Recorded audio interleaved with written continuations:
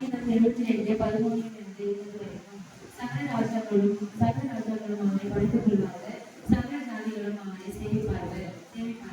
கூப்பிடுகிற ஏழைகளையும் உதவியற்ற சிறுமையானவர்களையும் அவர் விடுவிப்பார். வலிமையுள்ள எளியவனுக்கும் அவர் எளியவர்களுடைய ஆத்துமாக்களை ரட்சிப்பார். அவருடைய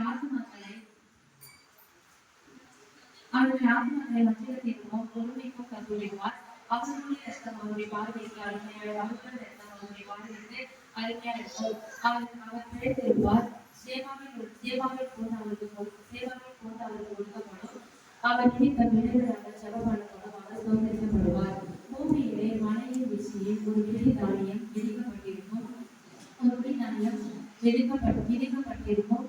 அதன் விதை வெளியிடுவதை போல செய்யும்.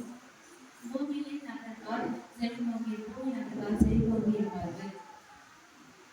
அவருடைய நாமம் என்றென்றைக்கும் இருக்கும். சூரியன் மற்றும் அவருடைய நாமம் சந்திர பல்வழியை நினைவிருக்கும். மனுஷர்கள் அவர்கள் ஆசிரியப்படுவார்கள். பூமி முழுவதும்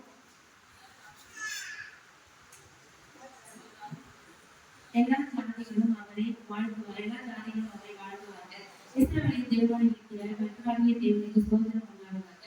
அவரே அதிசயங்களை செய்கிறவர். அவருடைய நாமம் அவர்களுக்கு மகிமை பொருந்திய நாமத்திற்கு ஸ்தோத்திரம் உண்டாயிட்டாங்க.